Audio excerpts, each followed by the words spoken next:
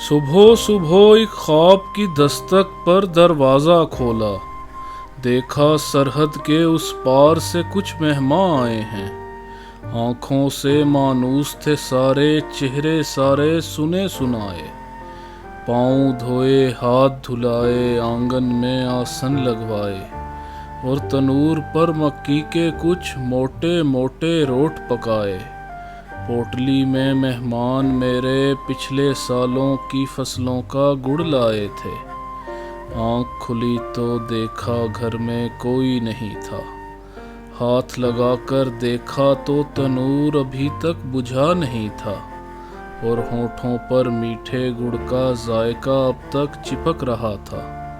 خواب تھا شاید خواب ہی ہوگا، سرحد پر کل رات سنا ہے چلی تھی گولی، سرحد پر کل رات سنا ہے کچھ خوابوں کا خون ہوا تھا۔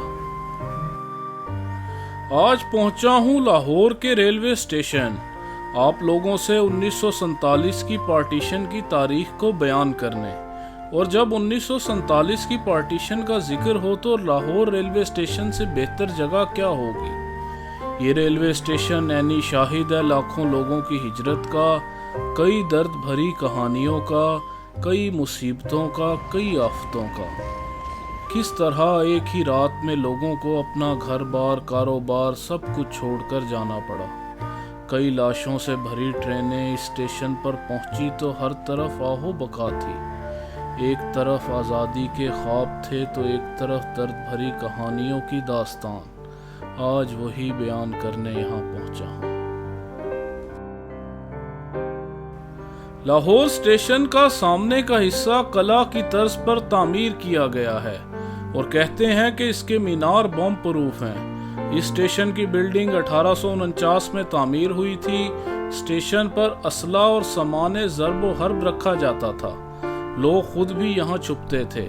ایک زمانے میں سر شام اس اسٹیشن کو لاک کر دیا جاتا تھا۔ برے صغیر میں پہلا دو رویہ اسٹیشن لاہور اسٹیشن ہی تھا۔ یہاں پشاور، کوئٹہ اور کراچی کو ٹرینیں جاتی ہیں۔ کبھی یہاں سے دہلی، کلکتہ اور امرتسر کو بھی ٹرینیں جایا کرتی تھی۔ پارٹیشن کے وقت بہت سے لوگ اسی اسٹیشن سے دہلی اور کلکتہ گئے۔ 1849 میں جب یہ اسٹیشن بنایا گیا تو اس وقت پنجاب انگریزوں کے زیر تسلط آ چکا تھا۔ یہ اسٹیشن بھی تھا اور حملہ روکنے کے لیے قلعہ بھی تھا۔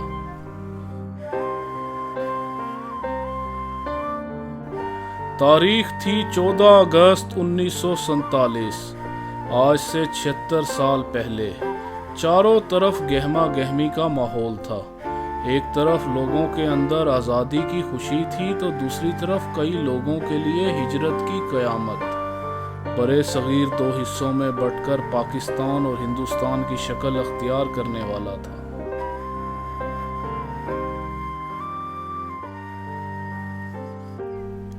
قائد اعظم محمد علی جناح نے 14 اگست 1947 کو جو تقریر کی اس کے الفاظ یہ تھے: No power can hold another nation, especially a nation of 400 million souls.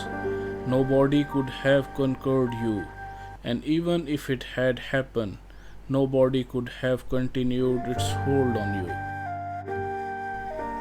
جبکہ جواہر لال نہرو نے ہندوستان کو مخاطب کرتے ہوئے کہا: At the stroke of midnight hours, when the world sleeps, India will be awake to life and freedom.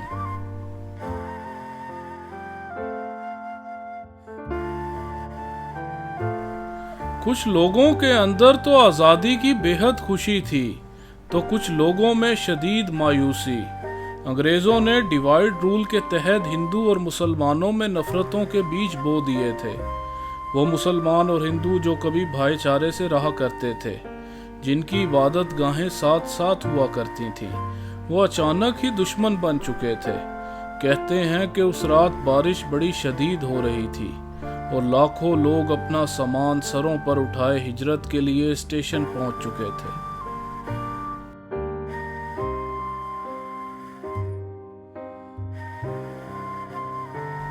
یہ اسٹیشن ان اذیتوں کا احساس دلاتا ہے جو اس وقت کے لوگوں نے بھگتی تھیں۔ وہاں کی روشنیوں نے بھی ظلم ڈھائے بہت، میں اس گلی میں اکیلا تھا اور سائے بہت، ہم سفر چھوٹ گئے رہنما روٹھ گئے، یوں بھی آساں ہوئیں منزلیں دشوار بہت۔